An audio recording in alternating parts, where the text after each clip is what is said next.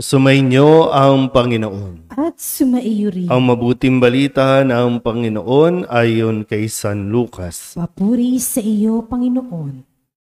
Noong panahong iyon, pumasok si Jesus sa isang nayon. Malugod siyang tinanggap ng isang babaeng nagngangalang Marta sa tahanan nito. Ang babaeng ito ay may isang kapatid na Maria ang pangalan. Naupo ito sa paanan ng Panginoon at nakinig sa kanyang itinuturo. Alalang-alala si Marta sapagkat kulang ang kanyang katawan sa paghahanda. Kaya't lumapit siya kay Jesus at ang wika, Panginoon, sabihin nga po ninyo sa kapatid kong tulungan naman ako. Ngunit sinagot siya ng Panginoon, Marta, Marta, naliligalig ka at abalang-abala sa maraming bagay. Ngunit isa lamang ang talagang kailangan. Pinili ni Maria ang lalong mabuti at ito'y hindi aalisin sa kanya. Ang mabuting balita ng Panginoon. Pinupuri ka namin, Panginoong Hesukristo. Isang magandang umaga po sa inyong lahat. Kapag narinig niyo po ba itong sinabi ng Panginoon, Marta, Marta, naliligalig ka at abalang-abala sa maraming bagay. Ano po ba ang nararamdaman ninyo? Marami kasing Marta syndrome o may Marta syndrome o hindi natawag na pwede rin Marta cystic. Diba? Kung may narcissistic, may rin namang Marta cystic o Marta syndrome. Ito yung parang sakit na, no, na pakiramdam niya, lahat gagawin niya, lahat siya ang gagawa. Kaya lahat yung sa salita natin, yan yung masyadong aligaga. Sabihin nyo nga sa katabi ninyo, huwag kang aligaga. Yung bang namimiss natin kasi parati yung pinakamahalagang bagay. Hindi naman sinabing mali yung ginagawa ni Marta, pero ito kasi yung pagkakataon na sinayang at masasayang ni Marta. Sa dami ng gustong lumapit, makipag-usap, makasama si Jesus, ito yung pagkakataon, biro mo, nasa loob mismo ng tahanan ninyo.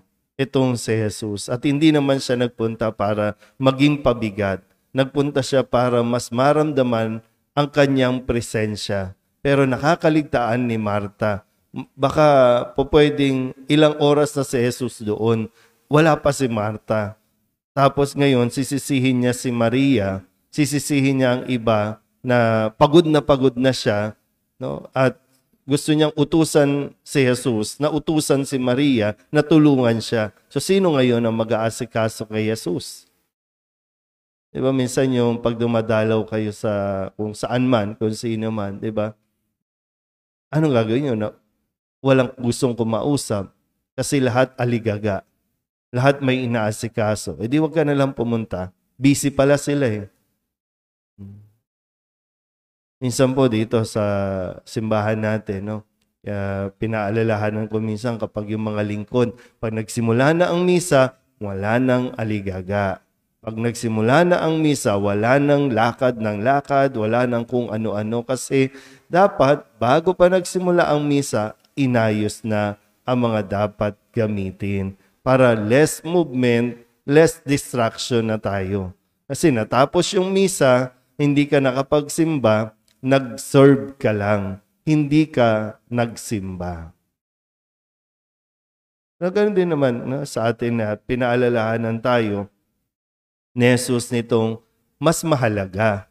Hindi po masama yung gawin ninyo ang mga gawaing bahay. Hindi masama yun. Pero minsan, tingnan nyo rin, no? Kung sa loob lang tahanan, ilagay natin yung kontekstong ito. Di ba? Kung kilos ka ng kilos, pagod ka na, tapos wala kang ng quality time para sa iyong pamilya. Nawawalan ka rin ng quality time. Pwedeng sa opisina, nawawalan ka ng quality time para sa mga katrabaho kasi makipagkwentuhan ka naman. No? Hindi yung parang lahat ikaw ang gagawa. At wag mo rin isipin na dapat lahat sa araw na ito matapos. Kasi hindi naman natatapos ang mga gawain. Hindi natatapos yung mga papeles. Hindi yan matatapos. Nagiging narcissistic tayo. Pag pagod na, mainit ang ulo, ibabaling ang sisi sa iba, at feeling mo, kawawa ka, aping-api ka. Nagiging Marta ka lang. Nagpapaka-Marta ka lang. Pag naging Marta na, pagod na, ayan, sasabihin mo, martir na ako. Pinili mo yan. No? Kaya nga sabi, mas pinili ni Maria yung mahalaga, yung pinakamahalaga, ang makapiling ang Diyos, ang makinig sa Diyos. Sa pagkakataong ito, kasi bihira lang ito mangyari. No, hindi na alam kung kailan ulit makakadalaw si Jesus. Kaya piliin ang mas mainam sa mga hinihingi ng pagkakataon. Sayang kasi. Diba? Sabi nga po, no, yung sa mga nasa abroad, mas piliin nyo po yung pinakamabuti. Kasi yung minsan, yung pag may nakakausap ka na bakit ayaw umuwi, magtatrabaho na lang sa abroad. No? Tapos ang sasabihin, magtatrabaho na lang ako para may maipadala ako sa pamilya dito sa Pilipinas. Pero anong nami-miss out nyo? Nakakapagpadala nga kayo, kayod kayo ng kayod dyan, pero nami-miss out nyo yung mga unang hakbang ng anak, unang pagpasok ng anak, habang lumalaki ang anak, yun yung mga bagay na nami-miss ninyo dahil lang sa inaakala ninyo ito ang mas mabuti. Kaya pag umuwi, yan, hindi kayo kilala. Ang kilala lang sa inyo, pera nyo. Yun lang. Kaya isipin na mabuti ha. Hindi sinasabing huwag kayong magtrabaho. Hindi sinasabing huwag niyong gawin yung mga gawaing bahay.